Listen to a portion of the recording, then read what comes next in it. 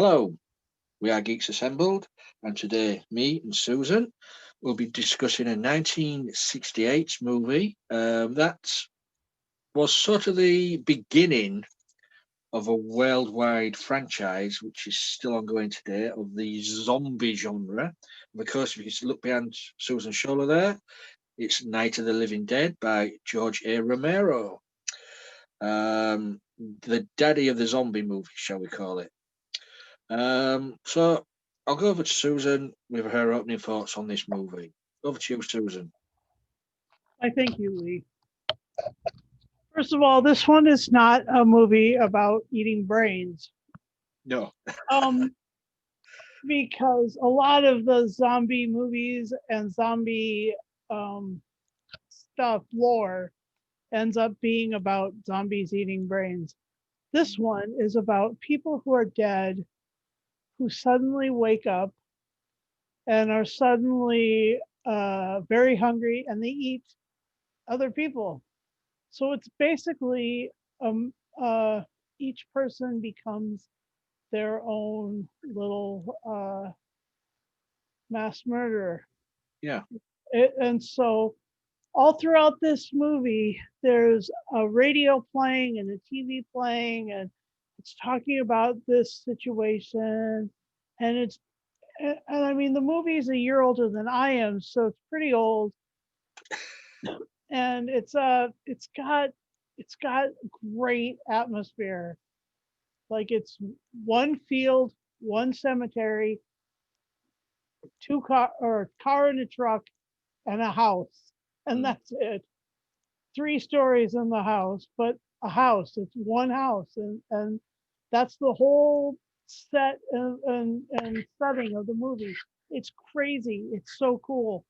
Um, First of all, a young couple who you think are like lovers are going to the cemetery. It turns out they're brother and sister, and there's the iconic line. Well, I'll get to that's part of my favorite moments. So I'll save it for later. Okay. There's an iconic line in that one, and then there is the Barbara character runs to this house, and she meets an African American guy who's trying to board up the house, and she is just coming to grips with what's just happened with her brother and her car and just in general what's going on. It's a little intense, and she struggles through it. She has sort of a weird awakening and stuff, and um, and then they discover that there's a family downstairs. The family downstairs is horrible people. Just you just don't even like any of them. Like they're like the kind of characters you just don't mind if they all get bumped off in a movie. But anyway. So yeah, downstairs she goes or downstairs people come up and then one at a time they experience something tragic on the first floor, and on the second floor there is or on the ground floor, as you Brits would say, Mm. um because there isn't they don't actually start their first floor until the first floor over there. But anyway, the first floor is a dead body, and ends up anyway. It's just a strange situation, and it's a really good movie. Yeah. And the and I'll get to my favorite moments later. Thanks, Thank- Lee. Thanks, Susan. Yeah. It's as you say, it's a strange one. It's not your typical zombie, as you say, brain-eating zombies. I mean, the sort of make out that this is they've brought back from the dead from this radiation which was in a space probe what had come down, sort of on the news broadcasts, but they didn't really say if it was or not. They were just, saying it might be, it might not be. We don't know.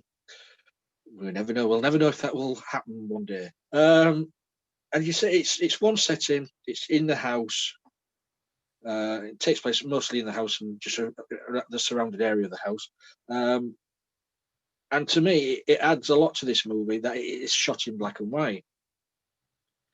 It's more atmospheric, um, and we say unknown actors really. There's no big names in this, and done on a shoestring, of course, budget of a shoestring. But one of the things what does stand out for this is the leading actor, black actor, which was what in 1968 was quite a new groundbreaking thing. A heroic actor as well. He was the hero of the movie, really. He put Barbara in her place by giving her a right slap, which she deserved and needed. But I agree with Susan. The family downstairs, what a horrible lot they were. Yeah, but you can see how people sort of jumped on the bandwagon with this movie and love this movie, and where they've taken the other movies, for Night of the Living Dead, Day of the Living Dead, Dawn of the Dead. But this one, as I say, was the sort of the beginning, and for me, it's really good. It's not even good. It's not gory. There's little bits in there where you see them eating sort of innards a lot, but it's not innards. But and the outcome of the movie is, you sit through, say, is it 90 minutes of the movie? You sit through it, watching the trying to survive in the zombie attack in the house. Come the morning, spoiler alert, they're all dead, and not by zombie hands. What bad luck for that guy, yeah. So, I mean, if you'd never seen the movie before, you think, well, there's one survivor, and then all of a sudden, oh no, throw him on the fire. So, over to Susan for some favourite moments. Yeah, I guess I'm glad you didn't totally take all of them, but my favorite moments are the brother and sister chasing around in the graveyard. They're coming to get you, Barbara. That line, oh my gosh, that line is like everywhere. It's crazy, but it's You, true. Barbara. Oh, gosh, that line. And then there was then when the little girl in the basement turns zombie. That's amazing. And when the mother gets it, and then the father gets it, that was good, satisfying, but Yeah. good. But and then when oh, before that, the car fire, when the truck. Yeah. when the truck blows, when the I don't know why he had to spew gas before it even got out of the hose. The thing usually has a handle, but whatever the reason was, that turned out rather sad for him Yes. and his wife and stuff. And so, what that was incredibly well, built up. You think that they're going to get away, but then they don't get away, and oh man, that it catches. It's a great big fireball. Anyway, yeah, Dwayne Jones was awesome as the heroic lead. Yeah, this could be like a hero movie. Yeah. I mean, in some ways, it's yeah, his presence of mind to close up the house, to try to get the car, to try and get the truck, to try and do all these things. I mean, he had plans and he was able to execute them. They all went wrong because of Good intentions, but good intentions. Yeah, but it's a horror movie, so of course you're yeah. not going to have the result. Yeah.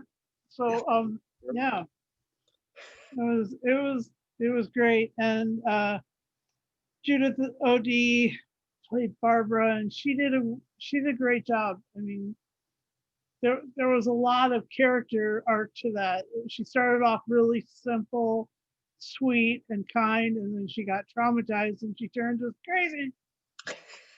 It was fun. Anyway, and Harry Cooper was played by Carl Hardman, and he's a hard man to love. Get Mhm. it? Anyway, Very, yeah, I agree with that. Yeah. so and then Marilyn Eastman played Helen Cooper, and yeah, so like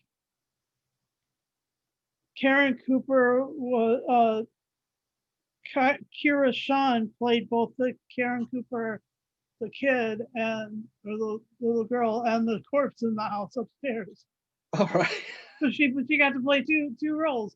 Anyway, so it wasn't a very big cast, but those are some highlights, and I really enjoyed it. And so, what's your favorite moment, Lee?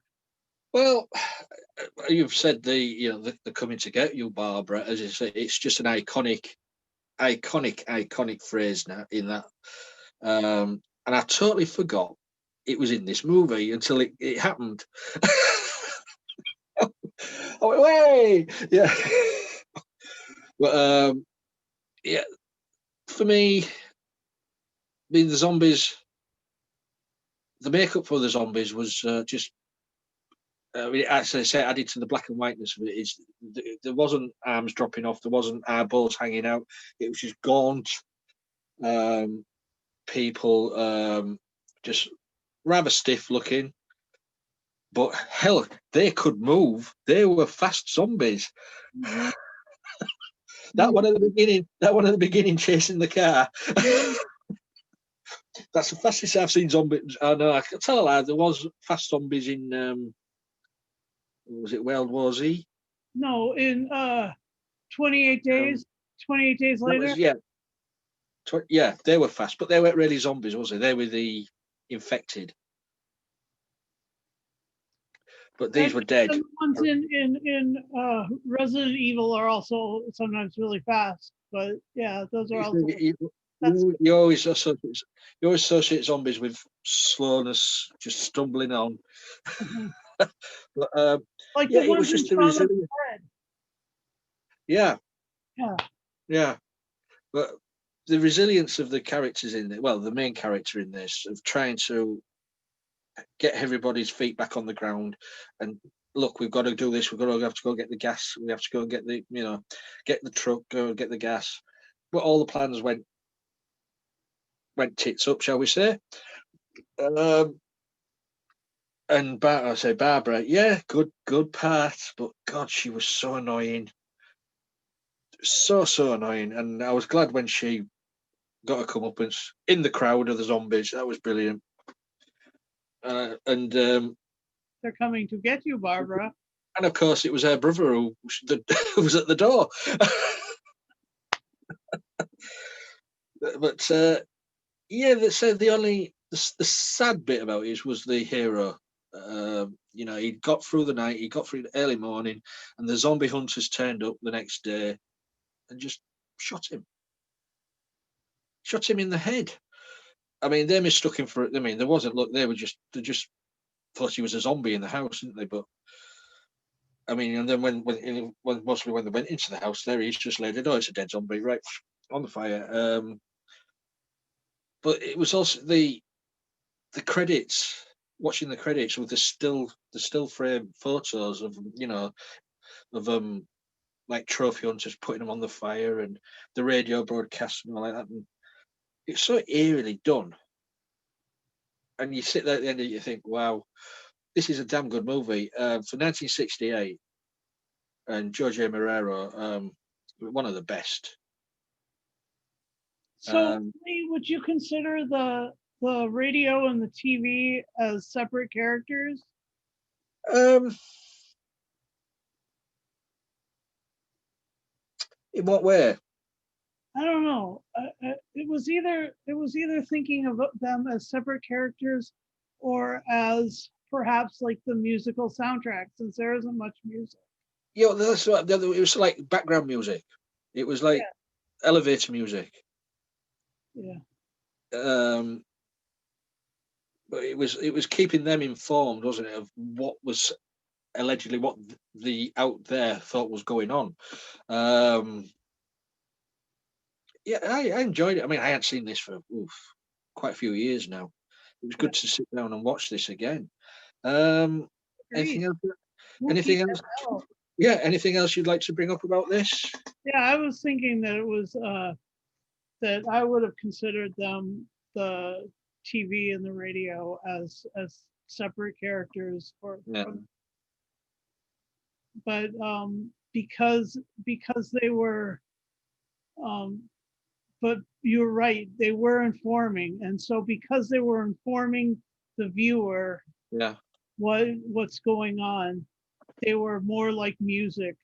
Um, yeah, so that's a really good point, Lee, and I really, yeah, the end was hard because there were, coming from a woke perspective, you know, there were white guys shooting a black guy, and like that was just kind of that that was sort of like needles in the 60s, and it's like sharp knife stabs in the 90s and in 2000s, you know, and now it's just like it causes great grief at this point, years later. You know, it, but the fact that he was the hero was such a good choice. Romero chose so wisely. well, yeah, but Romero said he got the part because he was the best at the audition. Oh, If a white guy had gone there and was better than him, he'd have got the part. But he says he was the best one. He got the part. yeah, So good on Romero, you know. good on him. But yeah, but it's a sad ending. It really is a sad ending Yeah, to for everything that the guy goes through in the movie. yeah, But it's a horror movie, isn't it? yeah. So shall we go on to? One more thing. It seemed interesting that all of the characters that we really liked, that couple, Mm, and and Dale, no, was Dale the actor or the character? it was Dwayne, or Dwight. Ben is the character, Dwayne is the actor. It seemed weird that the all the characters that we liked, that we found affinity with, what ended up in fire. You know, the truck fire, and then the Yeah, yeah, true, yeah, true, yeah. and all the other ones, either turned zombie or got eaten or whatever. Yeah. I never thought of that. There must be some meaning behind that. Yeah, Mm. perhaps I'm reading too much into it, but that's something that I'm just like clued into right now. Cool, yeah. That's a good job. You say you pointed it out. It makes me wonder now and think. Right, we'll move on to final say then. Scott, if we've got nothing else to say about Night of the Living Dead. I mean, there was a remake, wasn't there? Yeah, Which I don't, I can't like remember if I've seen it or not. 87. Something like that, yeah. Yeah. I, I say I can't remember if I've seen it. I most probably have, but all these movies what we watch just merge into one after a while. This is why I always refresh my memory by watching it the week we do it. Yeah, good plan. Me too. So what's your final sales score on this then? All right. Well, I liked it. I liked it the first time I saw it. I Mm, like it now. Um, I I'm not a zombie fan, but mm, this movie is yeah. different. It's so different. It's a bit like War of the Worlds in that it's got these epic things and like just a real atmosphere that really can catch you up in the whole story. And because Romero made some good decisions, I will give it a 10. Uh, Mm. 10's sort of speedy zombies out of 10. Well, I'm like you. I'm not a big fan of zombie movies. Because what can you do with zombies? Not a lot. It's the same sort of story. Um, but this one, I say, was the sort of the original where it all sort of came, started. I know there was ones earlier what had like movies what had like zombie like characters in movies like Plan 9 from Outer Space, Mm-hmm. but this was a zombie fad people. But for me, it felt more like the characters of the zombies felt more like alien invaders from outer space. You know what I mean? They felt like that because they say there wasn't true to what zombies that we know now. You're biting arms off and sucking out brains. These were just like possessed bodies walking around the walking around the hillsides, just looking for a bit of food. But saying that, I did like it. It was good to see him again. It's a classic. It's a cult movie. It does get a 10 from me because it's very enjoyable and it doesn't drag.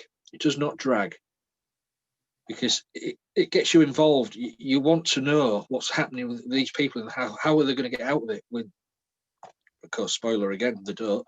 Um, Nobody. oh no, The great tragedy. Barbara. Um, but yeah, so that's our little review of Night of the Living Dead. I'd like to thank Susan for joining me talking. We're the only two what sat and watched it this week. Hey ho. You know, And people out there, if you'd like to join us and make the cast a little bit longer and bigger, with some more members, message me. We're on Facebook, Twitter, YouTube. Please, we'd like to have some fresh blood in the group.